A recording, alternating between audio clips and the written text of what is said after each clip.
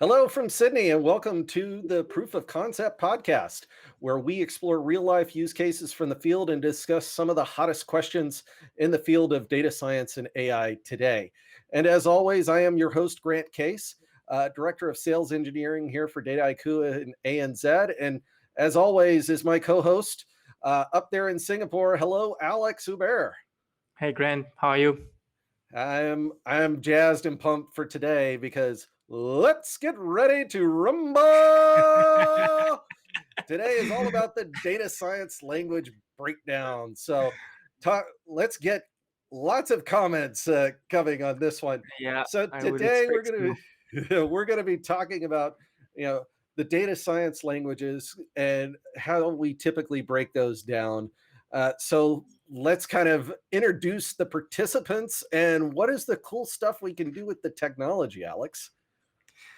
Yeah, so when you think data science language, right? You just open up Google and you're gonna have those big debates between obviously Python and R. Then pretty quickly SQL is gonna come around, and the kind of cool stuff that you do with Python. Because I'm more of a Python person than R person. I'm not sure that R should still be around, but anyway. Oh, this is going to be fun. But the cool stuff you do with Python now is I was actually about to say anything that is machine learning related, but Python is so much more than that, right? You have all those libraries that let you do stuff from web apps, pretty nice visualization, heavy manipulation of data, and obviously machine learning, right? And ultimately, if you know your way around Python, you can go from building the backend of the website, putting some AI in your website, and even building somewhat some web apps on your website. Everything with Python, and that's the full end-to-end cycle and the full end-to-end dream of a data scientist, right? Getting from raw data to an actual product that everyone can see. That's something you can do with Python. I will let you comment on So I will take the R and the SQL. I'm an old hat. I love R as a language. I teach it in class. Uh, but one of the cool things I really like about R and always has is, in effect, anytime you go to most languages, you start up, you cook up, open up your Google browser or your Google Chrome, you type in, and here comes a deal, big list of answers from Stack Overflow. The Yeah. one thing I've always enjoyed about, especially about R, is the amount of community spirit in R. And the libraries, we talk about like the ubiquitousness of the scikit-learn library inside of Python. It is the coin of the realm when it comes to machine learning. But anything that you've ever thought about doing, somebody has likely built a function in a package in R today. I can go out to CRAN, I could do a search, I likely will find it, and there's a function there that I can just call and do it myself. I don't have to, I'm not taking and doing a bunch of code to get it out. So for me, especially anything, I'm trying to do anything statistical related, R is always the go-to for Yeah. those particular pieces. But the one that we always get kind of short shifted, but it is the cockroach of all programming I languages, and wouldn't that call is, it a cockroach. oh, Come I on. would. It is You can't call SQL. SQL. You can't call SQL a cockroach. It's not a SQL is cockroach. so Yeah. useful. It is It is useful so and it will be useful. around for, after you or I are long gone. Like if I was putting on, if you're taking bets of the language that'll be used now in 2050, so almost over 30 years from now, I can SQL guarantee for you sure. somebody will be writing SQL at that point in time. For sure. For R sure. and Python might be gone, but yes. So for me, SQL has almost had a renaissance, right? So there was a time in the previous, the last decade where, you know, It wasn't RDMS cool. is too slow. Yeah, Yeah, it wasn't cool to do SQL wasn't anymore. cool. And you're right. It's the renaissance of SQL because people realize that um, when you go from raw data to data in a database at some point, whatever type of database that you have, you're going to have to manipulate heavily at scale those massive data sets so that your analytics team can start working with it. But all those pipeline, it's heavy SQL pipeline. And even Mhm. on the analytics side, like, okay, it's great to do stuff in Python, like the number of times, like I was taught that myself when I joined Data Echo the first place. Like I knew that Python was slow, but I didn't know how powerful SQL was. And then after that, I was teaching that to a couple of my team members. Guys, just do that in SQL. It's so much more powerful. It's so useful, and it's also robust. In Python, Yes. you can make a lot of mistakes, and like you're gonna have some weird errors because that package was updated and stuff like that. You didn't catch it. SQL will still probably be the syntax can change from one database to another one, but overall, pretty easy to maintain, very robust, and so efficient in processing data in a database. Yeah. So how do we explain these languages out to our CEO? So how do we Eli 5 uh, these different languages? And I guess I'll kick off. Yeah. When it comes to R, think about all of the statistics you might have needed to do at some point in time. Uh, Most likely, it has its basis somewhere within the R language, especially if it's happened within the last 20 years. If I am looking for a language that I need to get something done and iterate very, very quickly, that's where R comes in. Yeah. And overall, whether it's R, whether it's Python, whether it's SQL, um, the way I would explain the need for a data science language to a CEO, an executive, or whatever, it's really what's going to be driving innovation and giving you the flexibility to test things, drive innovation, integrate with other systems. You can't just look at innovation and innovation around data just as a siloed system that just lives by itself. It has to be integrated in other stuff, and then the code start to become that glue between different systems. It's also just the projection of the human mind. Like there's a lot of stuff you can do with low code solution, of course, and they're getting stronger and stronger weeks after weeks, years after years. Like I think a couple of days ago, I read that Bubble, it's a complete no code solution, not really in the analytics space, but they've raised 100 million in Series A. That's just shows Series, how much wow. in Series A. Yeah, that just shows how much low code, the future of low code solution is amazing. But at the same time, you can't deny that behind, first of all, any low code solution, you have some code that does the magic behind. And And when that you're magic's trying, probably Python. probably, I think in the case of Bubble, I heard the CEO once in a podcast. It does a lot of JavaScript stuff, but again, Uh, that makes sense considering another what they do. Another one. another language Another that one, but always it has had something of a renaissance as of late. And then, yeah. what are your favorite languages? We'd love to hear from you. Please leave us the comment on LinkedIn or here on the video on YouTube. So, and also subscribe to our channel here. We'd love to hear your feedback. Uh, yeah, so I think kind of let's compare and contrast a little bit. We kind of did that already to start with, but I think ultimately when we are comparing and contrasting, what is your thoughts? I mean, what is it really? Are we going to Python seems to take everything, right? But is there a space? Should we be thinking about other languages as well? I this compare and contrast is interesting, right? I wouldn't want to do a compare and contrast between languages. I think I opened the door between low code and code because ultimately, as you say, like I used to work in the finance industry, and R was extremely useful. Statistical perspective, time series analysis, it was extremely useful.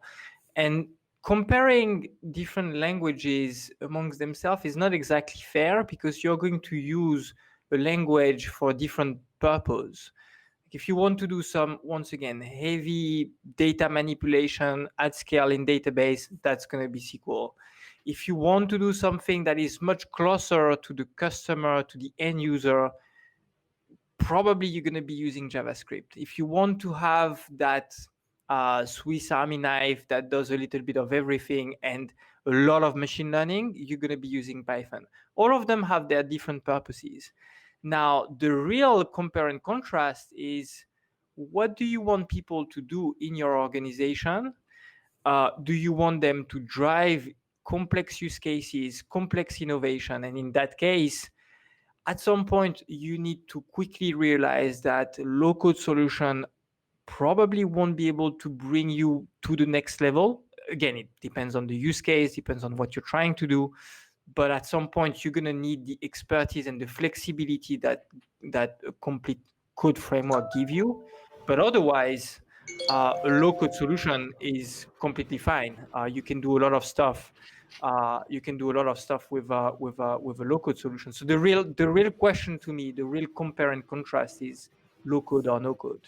So Yeah. sorry, code or low code. So here's a good question for a data leader. How can you have all of these languages in your team?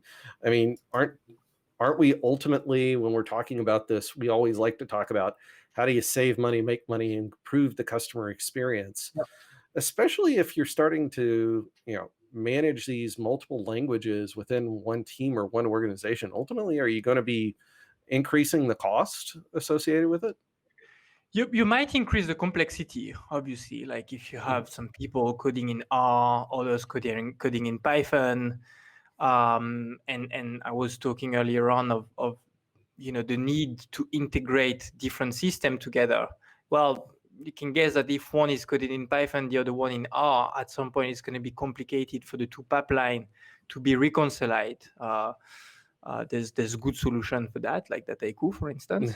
Uh, but yeah, like it's true that you're taking the risk to increase the complexity, and on the long run, that can increase cost of maintaining those pipeline, maintaining the code. If you have like the governance essentially all around, that can be pretty tedious. If tomorrow I'm losing an R expert, how long does that going to take me to find another R expert? Probably, not that long. But then how long that person is going to take to understand that code logic, um, so that it becomes second nature, like it's almost me who has written that code, that can take a long time. And managing that complexity is something you also have to keep in mind when you're trying to grow a team, and therefore growing some skill set within your team. Like how are you going to manage that on the long run? At some point, and we see people actually taking the decision to say, we're just going to be a Python shop, Mhm. or we're just going to be like a complete Spark shop, and because that's going to remove a little bit of that complexity. In practice, you see more Python SQL, Mhm. something like this. Yeah. And I think, Justin, I like to talk about these, and I like to think about opportunity cost. What is the opportunity cost associated with not doing something? So in this case, if I'm not hiring someone who's an R or Python person, in the fact that, like you said, I do know those organizations that we're doing all Spark. We do not want to manage other languages. We're going to do everything in Spark, and that's fine. But there is an opportunity cost associated there when you only make one decision across the team. And to be fair, I see a lot of organizations, a fair bit of organizations going kind of this siloed, we're going to do Python only. But if you look, the vast majority of most organizations today are, and the customers I work with, it's more about the person, right? You'll see most times, I'm an R person, uh, slowly learning Python at this point. But I think if you have the mentality of typically the individuals who learn these types of languages, moving over to another language inside of the organization is always helpful. Yeah. And that's growing your own capacity as an organization and your own talent pool. So for me, it's not so much about saving money or making money when it comes to choosing a language. It's what can I get the most out of my team? Because, And yeah, it's an excellent point, because it's you can see anyway that trend of organization proposing career path, but also trainings, upskilling people. Like you have all those boot camps within organization to take someone who didn't know how to code and then train them in SQL or in Python slowly, week after weeks. That goes exactly into the direction of what you were saying. yeah. And again, I think I never want to necessarily hang and we when I was on the other side of the desk, I never wanted to constrain any of my team in terms of the language itself, because guess what? Every language, you know, go back to, you know, you know, go back to 2000, 2001, Java, yeah, it's Yeah, still incredibly important now, but it was everywhere. yeah, Languages come and go, but the people and the aptitude to deal with the languages, those are the folks that drive the value. yeah, definitely. So let's talk a little bit. Let's put on our wizard's cap and let's think about some of the predictions in and around because there is a fair amount of organizations that are dipping their toe in today into this data science world, and th- you know there's always a fear of, am I going to bet the wrong horse? So let's put on our prognosticator caps and let's kind of think about predictions as it relates to a lot of these data science languages. Yeah, I mean, Python should be around, right? Mhm. Python is going to be around. But as we said earlier on in the episode, right? SQL for sure is going to be around, and if anything, it's less than a bet. But I would love to see organization trusting and relying much more of their pipelining and their feature engineering on SQL. There is so many data scientists right now in the market. I'm looking at their code sometimes. I'm looking at what they're doing, and I'm not going to say horrified, but sometimes that's sometimes As a the case. former SQL developer, I will say that I am Sometimes horrified. you're looking at loops over loops over loops, and you're like, that would have been so much better and so much more efficient in SQL. So for sure, SQL is going to be around. But if we try to make a very meaningful prediction, I don't think, again, we should be asking ourselves which language is going to be around, because language pop and go, and maybe tomorrow something appears and it's the new Python and just replace everything.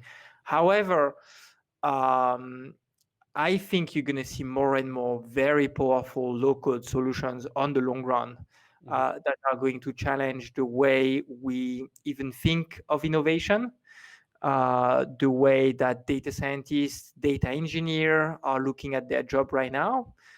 Potentially, data science is going to be much more of a managed services than what it is right now. Like we were talking about AutoML stuff last time. AutoML, it's the complete abstraction of the code. It's a low code solution. Like, doesn't mean that you're useless as a data scientist, but mhm, we are putting the code away, and yet the innovation is still being pushed forward. mhm, So I think we'll see a fair rebalancing of the dependence and the reliance on code to build analytics project mhm. over the next few years. Yeah, I think I echo some of those, especially when it comes to the languages themselves. I tell this story about you know, at the beginning of my career, I'd gone in and I had basically built my own little application with uh, Microsoft Front Page, which was an HTML editor. I had gone into a job interview and basically they were like, "Oh, how'd you do this?" And I was like, "This." How did I do that? Well, uh, somebody just pulled up their notepad, not even Notepad plus plus at that point. And I think back to that, and I think about now, the languages are still going to be around.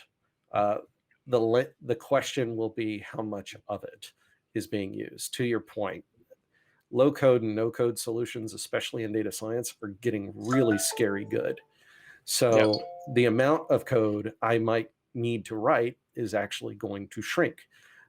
Even though the ultimately I may be using more Python or I may be using more R later on, but that's as a percentage of the total amount of work, it's probably become smaller and smaller. So I look at, is Python going to continue to rule the roost? Absolutely. I don't see it going anywhere. I don't see R going anywhere either, especially here in Australia. I'd say R is probably on par in a lot of organizations with Python. But for me, it's more of that, what's going to happen in the next, 5 years. We're going to see we talk about this overall theme of democratization, and democratization is coming to a lot of the code. So we're going to see this bifurcation of people that are doing a lot of low code, no code stuff, and maybe a little bit of Python or a little bit of R. And then you'll have your ML engineers on the other side that when I need to get that 0.1% better AUC, guess where I'm going? I'm going to open up the code. Yeah. And, and as you said earlier, what's around the corner? Julia as a programming language seems to be, very, very interesting. Gets rid of a lot of the problems we have with Python in terms of memory and speed, and replaces that. But, will that catch fire? Don't know. But I do know one thing. Somebody's going to be coding some part. Question for you: when you the first workflows that you were building within within DSS, how much were they relying on code in comparison to what the amount of pure no code visual recipes that you're using? 90% low code, no code at that point. But when you started, was it more geared toward codes? Like, did you see that rebalance over time? No. And I think that's the scary thing about all of this, especially for a lot of data scientists. It's like, okay, I can have something build the SQL pipeline for me. I don't have to write it. Maybe I could have written it a little bit better, but the cost savings in terms of time is always going to win out. That is exactly my case. When I started, I used to have, I would say, 80% of my pipelines were code-based. But then the more trust I was getting into the tool and into low-code solution, and like as you said, the productivity gain that you have out of this, now it's so much more rebalanced. It's more 70-30 than what it was at the beginning. Yeah. Well, again, and we would love to hear your predictions in and around the languages. Are we going to see our new languages? Are you seeing new languages pop up? Are you seeing, what do you think about code in general? Are we going more towards a low code, no code era? We would love to hear your feedback here on the Proof of Concept podcast. So please subscribe on YouTube and drop us a link on LinkedIn, or drop us a comment on LinkedIn, and we would love to hear from you. So with that and wrapping up, Alex, I want to thank you for your discussions today. And I want to thank you for joining us, as everyone. And thanks for listening. Please stay tuned for upcoming episodes of the POC, and follow us on LinkedIn, subscribe to our YouTube channel, and drop us some comments. We'd love to hear them. We'll play them back. So for that, Alex Hubert in Singapore, and myself, Grant Case, here in Sydney. Thanks so much. Take care and have a great day.